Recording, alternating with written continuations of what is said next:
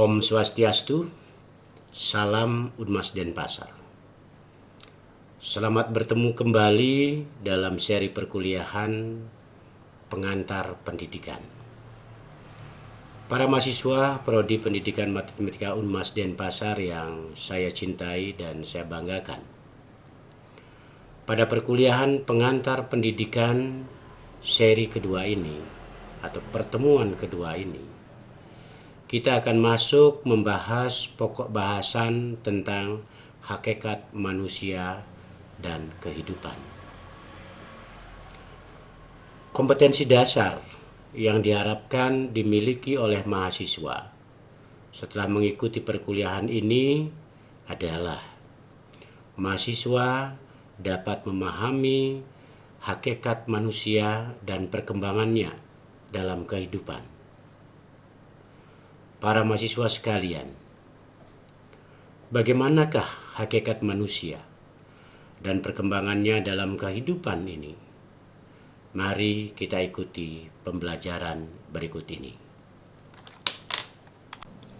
Para mahasiswa, para pejuang pendidikan semuanya, alam semesta adalah mahakarya dan anugerah maha mulia dari Tuhan yang Maha Esa buat kita semua. Oleh karena itu patut dan wajib untuk kita syukuri dan kita harus jaga secara bersama-sama. Untuk apa? Untuk keberlangsungan kehidupan kita. Keberlangsungan kehidupan anak dan cucu kita, anak dan cicit-cicit kita sebagai penerus bangsa ini. Di alam semesta ini ada benda mati dan ada benda hidup. Benda hidup selanjutnya kita pahami sebagai makhluk hidup. Ada makhluk hidup yang bisa kita lihat secara kasat mata, namun ada juga makhluk hidup yang tidak bisa kita lihat secara kasat mata. Makhluk hidup yang dapat kita lihat secara kasat mata dibedakan atas hewan atau binatang, tumbuhan, dan manusia. Kita adalah manusia. Saya manusia, dan kalian para mahasiswa semua juga adalah manusia. Pertanyaan kita, kenapa kita disebut manusia? Siapa yang memberikan nama bahwa kita adalah manusia? Para mahasiswa sekalian, apakah arti dan hakikat dari manusia? Serta apa pula yang membedakan kita sebagai manusia dengan makhluk lain, seperti membedakan kita manusia dengan hewan atau binatang, atau yang membedakan kita selaku manusia dengan tumbuh-tumbuhan. Kata manusia berasal dari bahasa Sanskerta atau ajaran agama Hindu dengan akar kata manu. Manu yang berarti berakal atau berpikir. Dengan demikian, manusia dalam konteks bahasa Sanskerta adalah berarti makhluk yang berakal dan berpikir. Sementara dalam pelajaran sejarah, manusia dinyatakan sebagai Homo sapiens. Homo sapiens adalah bahasa Latin yang terdiri atas dua kata, yaitu homo dan sapien. Homo yang berarti manusia dan sapien yang berarti mengetahui. Jadi dengan demikian, dalam konteks bahasa Latin, manusia diartikan sebagai makhluk yang mengetahui. Para mahasiswa sekalian, para pejuang pendidikan, di antara tiga makhluk yang ada di dunia, manusia adalah makhluk yang paling sempurna karena manusia memiliki harkat, martabat, dan derajat dalam kehidupannya. Menurut saudara, benarkah manusia adalah makhluk yang paling sempurna? Dan kenapa dikatakan paling sempurna? Mari kita bahas lebih mendalam bagaimana manusia dibandingkan dengan hewan atau binatang, dan bagaimana juga manusia dibandingkan dengan tumbuh-tumbuhan. Untuk membedakan manusia, binatang, dan tumbuh-tumbuhan, mari kita tinjau kekuatan atau permana dari masing-masing. Para mahasiswa, para pejuang pendidikan, menurut ajaran agama Hindu, dan kemudian juga dalam ajaran agama lain, kemungkinan juga ada, yang membedakan manusia, binatang, dan tumbuh-tumbuhan adalah adanya perbedaan kepemilikan permana atau kekuatan, yaitu tumbuh-tumbuhan hanya memiliki satu kekuatan atau yang disebut dengan eka permana, yaitu bayu atau tenaga. Binatang atau hewan memiliki dua kekuatan atau disebut dengan dwi permana, yaitu sabda atau suara dan bayu atau tenaga. Sedangkan manusia memiliki kekuatan lengkap, tiga kekuatan atau disebut dengan tri permana, yaitu sabda atau suara, bayu atau tenaga, dan idep atau akal budi atau pikiran. Sabda atau suara adalah permana atau kekuatan yang banyak digunakan untuk berkomunikasi. Bayu atau tenaga adalah permana atau kekuatan yang lebih banyak digunakan untuk tumbuh, berkembang, dan berkegiatan. Sedangkan idep atau akal budi adalah permana atau kekuatan yang dipergunakan untuk mengelola diri dan mengelola alam semesta, termasuk mengelola sabda dan bayu itu sendiri. Karena manusia memiliki permana atau kekuatan yang lebih dibandingkan dengan makhluk hidup lainnya, maka sangatlah wajar manusia dinyatakan sebagai makhluk yang paling sempurna. Karena manusia adalah makhluk yang paling sempurna, maka manusia pula lah yang sesungguhnya paling bertanggung jawab dalam mengelola keseimbangan alam semesta ini. Oleh karena itu juga dalam ajaran agama Hindu, manusialah yang wajib melaksanakan yajna dalam berbagai ritual untuk menjaga keseimbangan alam semesta ini. Setelah kita mengetahui kekuatan atau permana dari binatang, tumbuhan, dan manusia tersebut, dan melihat fakta-fakta aktivitas di dalam alam semesta ini, maka manusia adalah makhluk yang unik. Manusia boleh bangga diberikan tripermana atau tiga kekuatan, sabda, bayu, dan idep. Namun demikian, manusia bukanlah makhluk yang super. Tuhan memberikan manusia kekuatan, namun di sisi lain Tuhan juga memberikan kelemahan pada manusia. Bahkan kalau dibandingkan dengan hewan atau binatang dan tumbuhan, justru secara fisik manusia adalah makhluk yang paling lemah. Faktanya, secara umum manusia justru takut dengan beberapa binatang.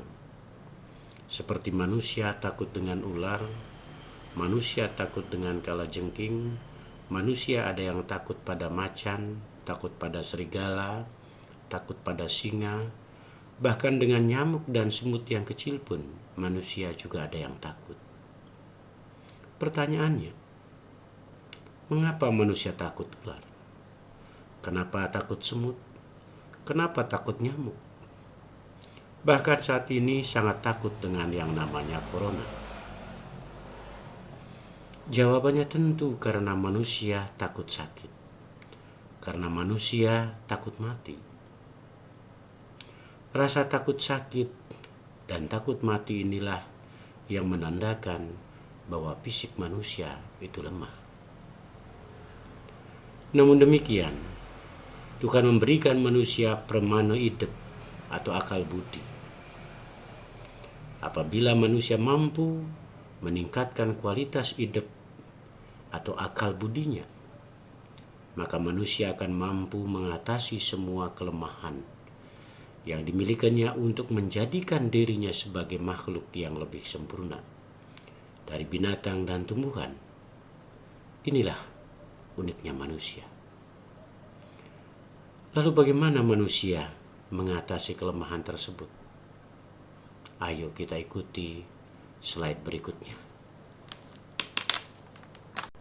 Manusia mengatasi kelemahan dengan akal budinya. Tuhan menciptakan manusia sebagai makhluk yang secara fisik lebih lemah dari makhluk lainnya, agar manusia tidak sombong dengan kelebihan akal budinya. Namun, dalam meningkatkan akal budinya, manusia justru banyak mendapatkan inspirasi pembelajaran dari binatang dan tumbuhan. Misalkan saja, burung bisa terbang, sementara manusia tidak. Namun dengan akal budi atau ide permananya, manusia belajar dan pada akhirnya membuat pesawat terbang. Ikan bisa berenang atau hidup dalam air, sementara manusia tidak. Dengan akal budi atau ide permananya, manusia berpikir dan kemudian terciptalah perahu atau kapal. Dari perahu yang kecil sampai besar, dari kapal selam sampai kapal pesiar yang sangat besar yang bisa menampung ratusan bahkan ribuan orang di laut lepas. Bunglon senantiasa bisa merubah warna kulitnya, sementara manusia dengan akal budinya membuat beraneka jenis dan warna pakaian. Bahkan manusia dapat mengatur dia sebaiknya berpakaian seperti apa ketika berada dalam kegiatan apa. Misal, berpakaian warna putih ketika sembahyang, berpakaian warna hitam ketika ada duka kematian, atau berpakaian adat tertentu jika melaksanakan kegiatan adat lainnya. Manusia tidak punya tanduk, manusia tidak punya bisa, manusia tidak punya kekuatan khusus dalam diri untuk melakukan pembelaan diri terhadap serangan makhluk lain. Namun dengan akal budinya, manusia kemudian menciptakan senjata untuk menjaga dan membela diri dari serangan makhluk lain. Manusia membuat obat pembasmi serangga untuk mengatasi serangan dari serangga. Bahkan manusia juga menciptakan obat-obatan untuk mengatasi rasa sakitnya. Lalu bagaimana manusia menyebarkan dan mewariskan akal budinya kepada sesama manusia? Harus ada mekanisme interaksi antar manusia agar terjadi transfer pengetahuan untuk meningkatkan kualitas akal budinya, sehingga akal budinya meningkat dan berdaya guna. Proses interaksi ini saat ini disebut dengan mekanisme pendidikan. Pendidikan adalah proses interaksi antara manusia dengan manusia guna meningkatkan kualitas pikiran akal budi atau ide permananya, sehingga menjadikan manusia benar sebagai manusia yang berpikir dan manusia yang berakal, atau memanusiakan manusia. Dengan demikian, secara sederhana, pendidikan adalah proses memanusiakan manusia. Untuk meningkatkan kualitas akal budi atau ide permananya, manusia harus melalui proses berpikir. Berpikir adalah proses kognitif untuk mengembangkan suatu ide, konsep, atau pemikiran baru yang keluar dari dalam diri manusia untuk meningkatkan kualitas akal budinya. Manusia dalam berpikir memiliki dua landasan dasar, yaitu manusia berpikir karena kebutuhan dalam hidupnya, dan kemudian yang kedua, manusia berpikir karena rasa ingin tahunya dalam kehidupan. Apabila manusia berpikir hanya untuk memenuhi kebutuhan hidupnya, maka ketika kebutuhan tersebut dapat diperolehnya, maka manusia akan mendapatkan kepuasan atas proses yang dilakukannya. Misalkan saja, manusia karena merasakan lapar, kemudian dia berpikir bagaimana caranya agar segera mendapatkan makanan untuk menghilangkan rasa laparnya. Dia pun kemudian pulang ke rumah, kemudian ke dapur, lalu mengambil makanan. Lanjut makan dengan lahapnya, kemudian mereka merasa kenyang. Dan dia merasakan kepuasan karena tidak lapar lagi. Sebaliknya bisa dibayangkan jika saat di dapur dia tidak menemukan makanan, apa yang dirasakan? Ya tentu dia akan kecewa. Selanjutnya, apabila manusia berpikir karena ingin memenuhi rasa ingin tahunya, maka ketika melalui proses dan rasa ingin tahunya mendapatkan jawaban, maka manusia akan mendapatkan sebuah pengetahuan.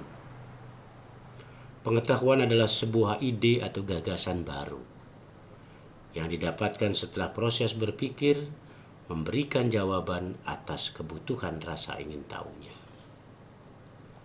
Misalkan, seorang anak dimintai oleh ibunya untuk mengambil salah satu toples dari dua toples yang ada di dapur.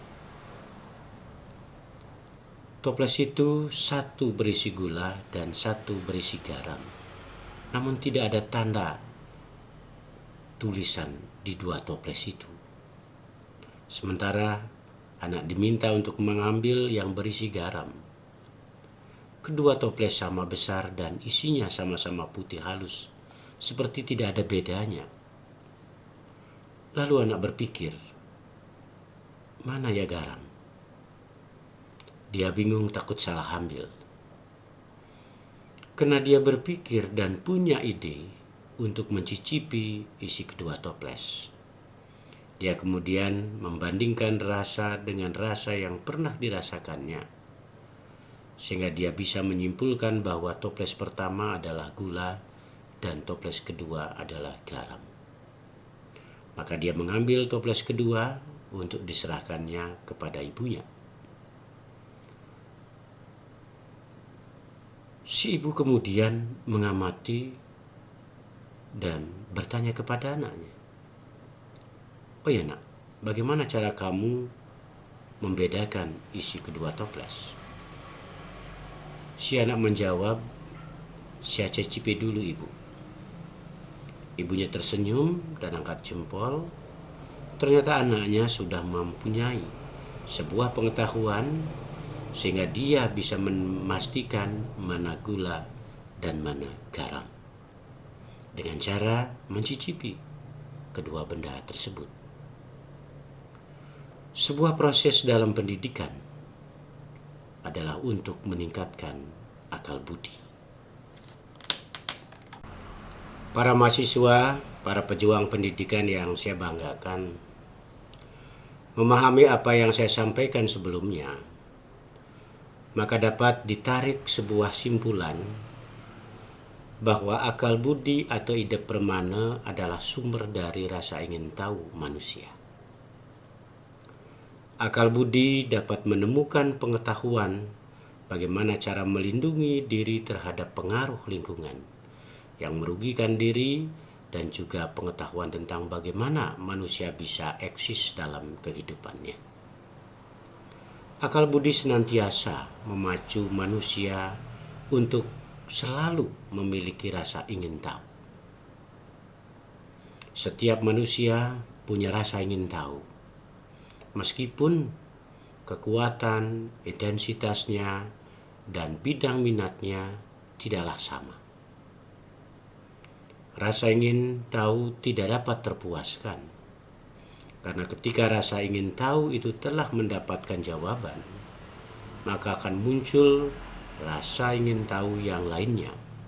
Bahkan bisa ingin tahu yang lainnya itu bisa lebih banyak lagi. Rasa ingin tahu senantiasa mendorong manusia untuk melakukan berbagai kegiatan yang bertujuan untuk mencari jawaban atas berbagai persoalan dan rasa ingin tahu yang muncul dalam pikirannya. Dalam setiap jawaban yang diperoleh dapat muncul beberapa pikiran tentang rasa ingin tahu yang lainnya.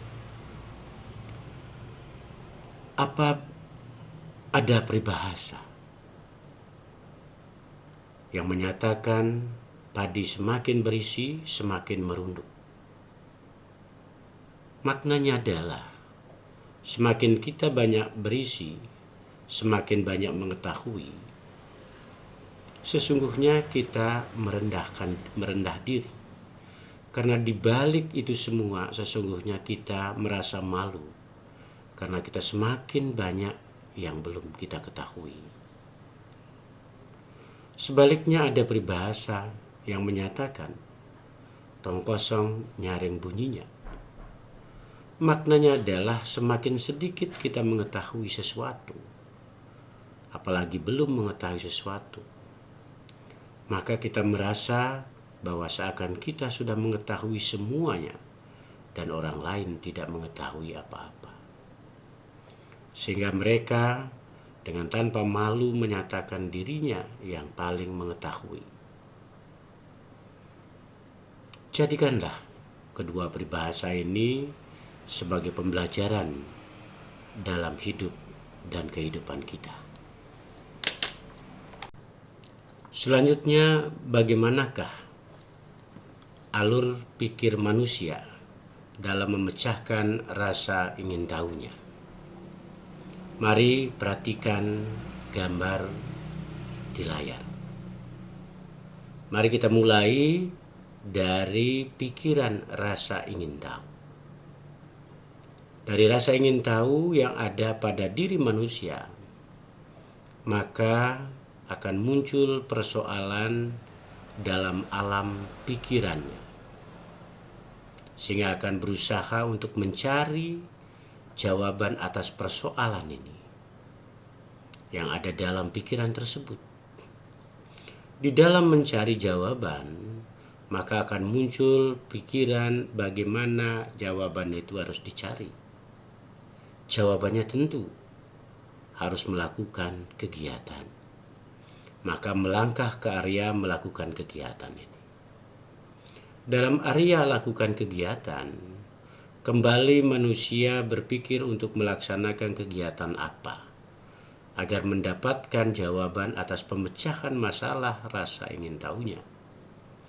Kegiatan bisa dilakukan dengan cara penelitian, dengan cara membaca, melakukan percobaan, mendatangi tempat tertentu, mendatangi orang-orang tertentu, dan bahkan melakukan kegiatan lainnya sesuai kebutuhan. Setelah melakukan kegiatan untuk memecahkan masalah rasa ingin tahu, maka ada dua kemungkinan hasilnya, yaitu menemukan jawaban atau mendapatkan jawaban, atau malah gagal atau tidak menemukan jawaban. Apabila gagal menemukan jawaban, maka akan kembali ke area adanya persoalan dalam pikiran. Lalu berusaha untuk mencari jawaban lain dengan melakukan kegiatan-kegiatan lainnya. Namun apabila kegiatan menemukan jawaban atau mendapatkan jawaban atas permasalahan rasa ingin tahunya, maka jawaban tersebut adalah sebuah pengetahuan baru. Sekali lagi, jawaban terhadap persoalan dalam pikiran rasa ingin tahu itu akan menjadi sebuah pengetahuan baru. Namun demikian, dari pengetahuan baru ini tidak menutup kemungkinan akan kembali muncul rasa ingin tahu yang lain. Para mahasiswa, para pejuang pendidikan, mencermati diagram alir tadi, maka dapat dikembangkan menjadi diagram alir yang lebih kompleks. Bahwa dari rasa ingin tahu akan ada persoalan dalam pikiran untuk pencarian jawaban, sehingga ditemukanlah yang namanya pengetahuan baru. Dari pengetahuan yang ditemukan, maka akan muncul lagi rasa ingin tahu yang jumlahnya bisa satu, tetapi bisa dua atau lebih. Ya, akan muncul rasa ingin tahu yang lain, bisa satu, bisa dua, ataukah bisa lebih. Dari rasa ingin tahu baru ini, maka akan ada pencarian jawaban sehingga ditemukan pengetahuan baru. Dan dari rasa ingin tahu lainnya juga dicari jawaban sehingga ditemukan pengetahuan baru. Namun di masing-masing pengetahuan baru ini akan kembali muncul rasa ingin tahu.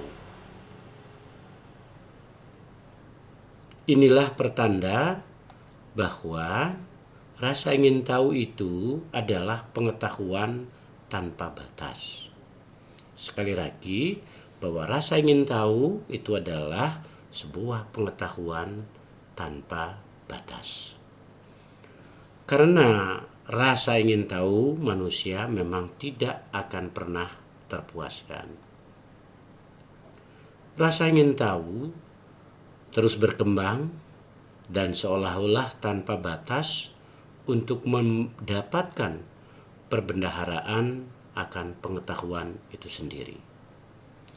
Ini pula yang kemudian menjadi pemacu munculnya ada istilah pendidikan sepanjang hayat atau long life education.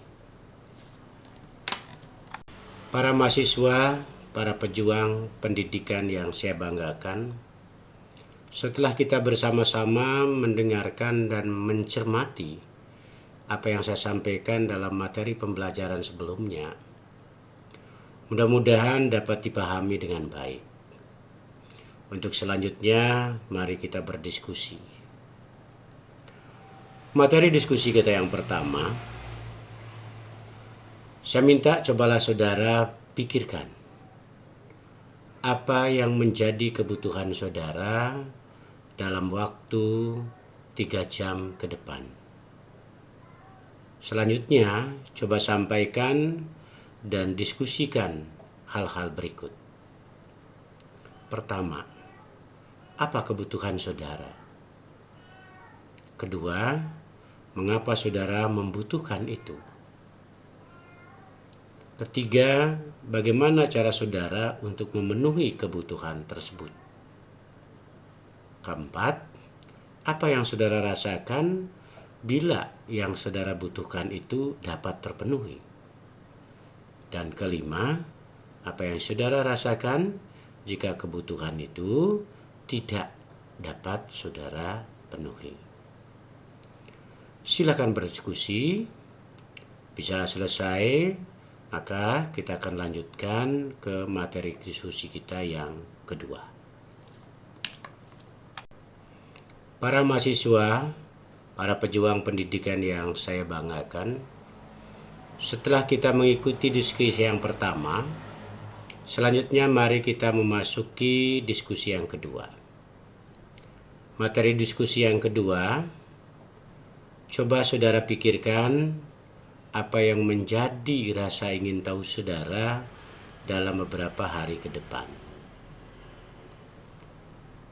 Apa itu yang saudara ingin ketahui? Mengapa saudara ingin mengetahui itu? Selanjutnya, bagaimana cara saudara memecahkan atau mencari jawaban terhadap apa yang ingin saudara ketahui? Yang keempat, dari mana harus mendapatkannya? Kelima, apa yang harus dilakukan? Dan kira-kira apa hasilnya? Silahkan berdiskusi. Bila selesai, lanjutkan ke materi diskusi yang ketiga. Para mahasiswa, para pejuang pendidikan yang saya banggakan, selanjutnya kita masuk ke materi diskusi kita yang ketiga, diskusi pendalaman terkait dengan 4 hal.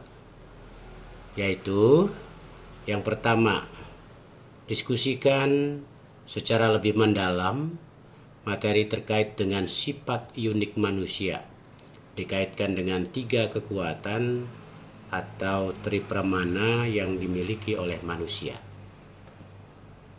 Kedua, berikan beberapa contoh dalam mana memang manusia ternyata secara fisik lebih lemah dan takut kepada binatang dan tumbuhan. Yang ketiga, diskusikan alur pikir dengan meminta salah satu teman saudara untuk memikirkan sesuatu, kemudian klasifikasikan dan bahas secara mendalam apa yang dipikirkan oleh teman saudara itu. Yang keempat, berikan contoh dan diskusikan apa yang dimaksud dengan rasa ingin tahu sebagai sebuah pengetahuan tanpa batas. Setelah selesai mendiskusikan materi pendalaman ini, maka selesai sudah materi kita di materi sisi kedua dari pembelajaran pengantar pendidikan. Sampai jumpa kepada materi yang berikutnya. Terima kasih.